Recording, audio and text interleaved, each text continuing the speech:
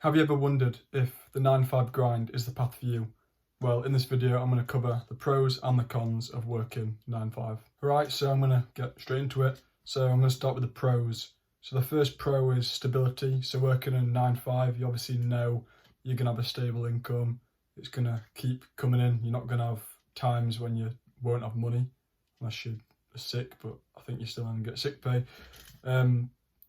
And you've got a consistent schedule, so you know when you're going to be there, the times you'll be working, and then the times you'll have for yourself. The second one is social interactions. I guess this is a personal thing because not everyone loves people. I'm not a people person, but anyway. So being part of the traditional working environment, you usually have regular face-to-face interactions, whether it's with co-workers or customers, and you obviously have opportunities to build relationships, like whether that's friends or actual relationships. I don't know how that works in a job. This then brings like a social life into play because you then go out with them mates you make on the weekend or in your spare time. You've got a like work-life balance. So you've got a clear like section where you're working and a clear time when you're not working, so it never mixes in. You've got your set working hours, your set weeks, you've got your weekend off, you get your holidays off, and so you've got your clear like work and not work, whereas people within business will sometimes work and link into their own personal time as well. Career growth. So within most organisations that you work in, you can climb the corporate ladder, as they call it. So you just work harder or more time and then can climb up to earn more money. This could be a pro or a con really, but we'll talk about the pros now. I'll move on to the next part. Another pro, side hustles and passions. Outside of the 9 to 5 working time, you can then build your side hustles or do your passions still. You don't have to like, say if you're not doing that, you'd have to earn money, so you won't be able to do your passions maybe. But again, that could be a pro or a con, but again, I'll go over that in the next part. You can obviously start the business you want in your spare time. You can explore passions, and as I'm going to say, like that's if you're not tired, because most people just want to relax after work or do things that they enjoy. So it usually means you don't want to then work even more to build a business or start a side hustle. So yeah, although it's a pro, people feel like they've done the work for the day, so they want to relax. Accountability is the last pro. You don't always have to like lead. You don't have to make big decisions. You can just do what you're told. Some people like this, some people don't, and you just do what has to be done, and it's fine because then you've got no stress and you've got like nothing on your shoulders that you've got to keep up, because you just don't make any decisions really. You get told what you're doing and you do it, and that's that. It's not complicated. There's no people's lives in your hands and other things like that. Even your own life isn't in your own hands, which again could be good, could be bad. Depends if you like control, depends what you want to do with your life. But anyway, moving on to the cons. What I'm thinking after saying that is that like that's kind of a con as well, because you don't make your own decisions, so you're building someone else's life, building someone else's dream, working for someone else. So the first actual con, some of these are straight to the point, but that's kind of just how I am, so I'm going to give it to you like how it is. Con, control. You're told what to do, when to do it, and don't usually have a say in it. And even if you do have a say in it, it's not like they're going to take your idea on board because you're just a worker at the end of the day. Sorry, but that's how it is.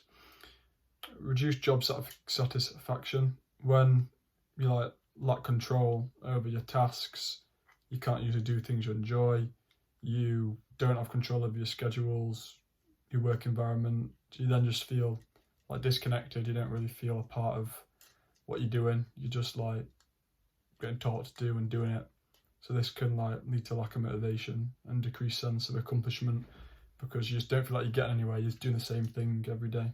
The next one is increased stress. See, this becomes more apparent as people get older as well, because they have less motivation and less energy. So usually you are stressed when you're young, but you don't actually notice it as much or you're escaping through drinking or doing things on the weekend, doing things you enjoy. But without the ability to influence your workload, your deadlines, and how you actually do tasks, then you're just gonna feel more stressed because again you don't have control. So it's kind of linked to the other one. So the inability to manage work-related pressures can lead to burnout and other negative impacts on your mental health, which I think happens to many people now, and mental health is a massive thing now. I'm not going to go deep into that, but there's many reasons for that. Limited creativity and innovation. Right, this is a massive one because this is built into you actually from school. You're not allowed to, you have to do what they're saying and how they do it. So it's literally setting you up to work. I remember in school I'd find better ways of doing things or things that helped me more. And they'd say, no, you can't do it that way. You've got to do it this way because of this. And it's like they say, oh, show your working out, show your working outs. I did everything in my head. Even when I'd show my working outs, I'd do it in my head, put the answer, and then reverse engineer it. I'd put how I worked it out in my head down on the paper.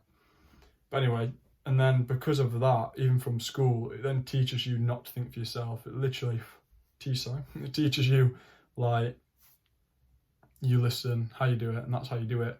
So it gets rid of your creativity, and then when you go into your work, you can't contribute your ideas as well. So it gets rid of your creativity, and you're not given opportunities to suggest improvements. So again, you're just doing the same thing how they want you to do it, and that's it. And even if you did find a way, let's be honest, to do something quicker or better, you still have to work your set 8 hours anyway. So why does it matter? You finish your work early, they'll give you more work. Same with school. So that's a quote that I thought of but it was something like fast workers get punished with more work, whereas slow workers get given more time, so they actually get the benefits. Now the next one is poor work-life balance. So I said it can be a pro, your work-life balance, but it can also be a con, again, depending on how you want to live your life. So without control of your work hours, or if you want to work remotely, or if you don't want to work this day, or if something comes up so you want to do that, you can't. And they tell you what you do when you do it. Like I said, someone asks you, oh, do you want to go on holiday, or I've got a wedding this day. Depending on how good your employer is, you might not be able to, which isn't great. And your set work hours as well.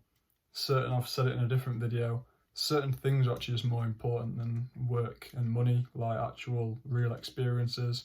I'm sure many people would rather go and, again, I don't know because I'm not a parent, but go and see the kids do their show at school rather than sit at a desk and work. How this also can link into life, depending on what your job you do as well. It can your actual work and your stress of work can then be pulled into your family life, which obviously isn't good, because you can bring stress home and anger home and take it out on your family when really it's nothing to do with them, but you're just tired of your work. And if you are tired of your work, you're going to only think about that, or if you've got stresses from your work, when you're at home you're going to think about that, so your work never stays at work. Like I say, it comes home and then you're bringing that problem to your house.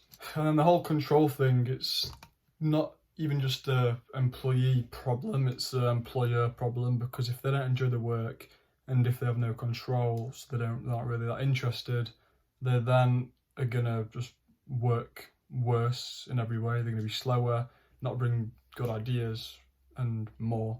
So it's obviously not a great thing.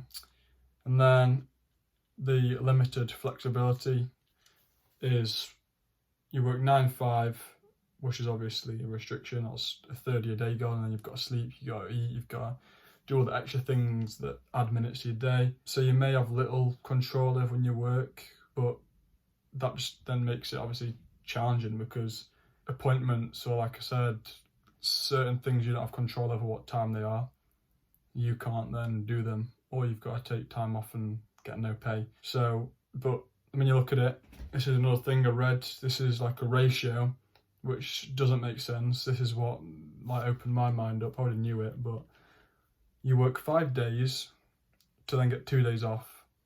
In any other way, if you thought of that separate to work, Why would you do that? It's a shocking ratio. And then that's even worse is you then work 50 weeks to get 2 weeks off. That's a joke. That's like, I don't even know the percentage, but it's awful. And everyone thinks, yay, that's great, let's do that.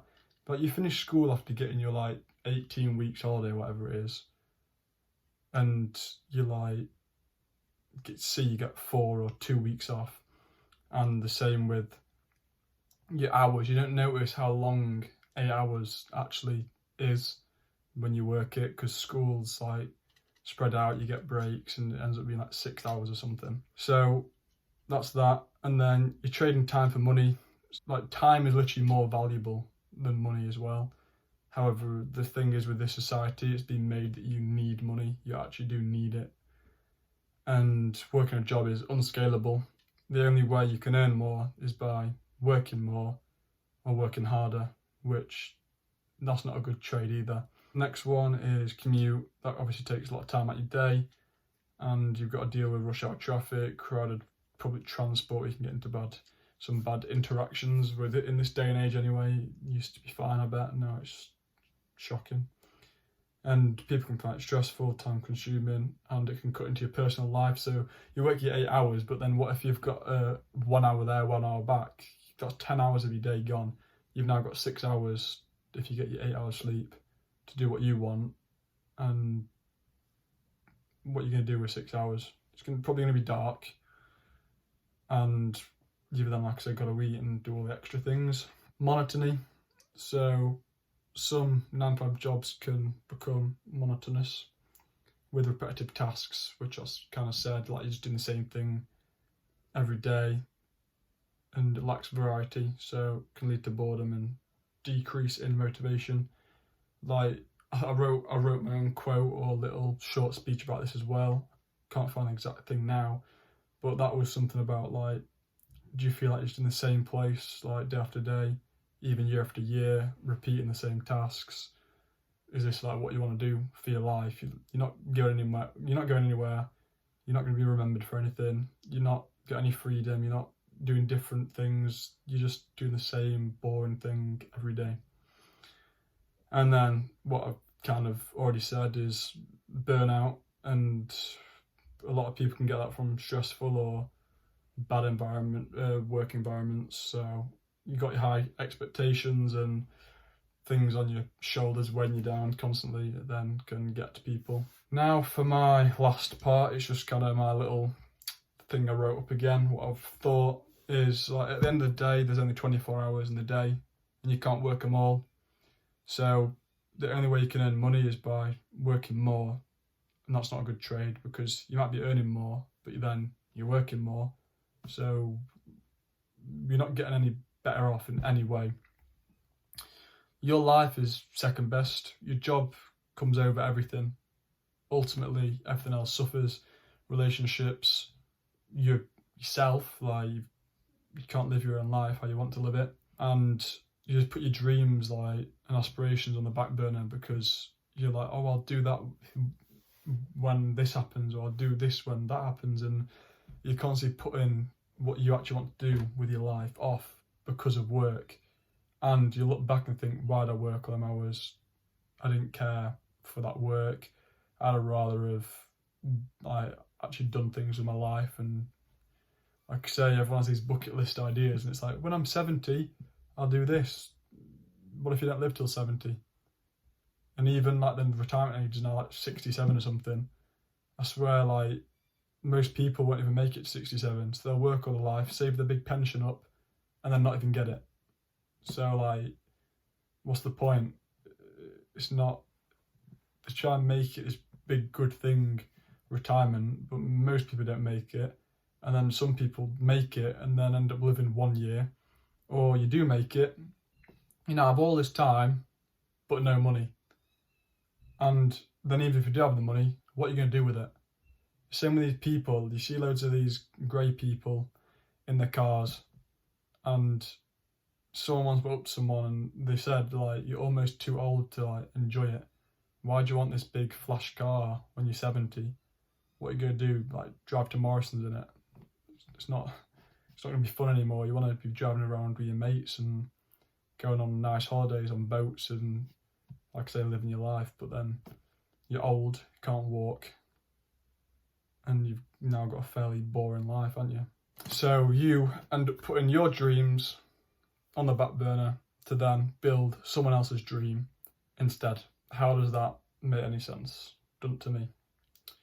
And a true thing I also read was you'll work 8 hours every day and harder to eventually become a manager or a boss and then work 12 hours. Sounds good to me. That is the end of it. So now you can make your choice. There's clearly way more cons than pros. Put in the comments if there's any more pros or cons you may think I've missed. I personally don't like the idea of 9 to 5. It never stuck with me, even since school. I knew it weren't for me. I don't know if it's a good or a bad thing. Don't really like taking like, you've got to do this, you can't do this. I like freedom, thank you. So I could choose that years ago. Anyway, thank you very much for watching. I hope this has helped you out. Make your decision. Please like, subscribe if you want some more nice informational content. Getting cleverer by the day. And yeah, get the notification button on, subscribe. Thank you, and see you in the next one.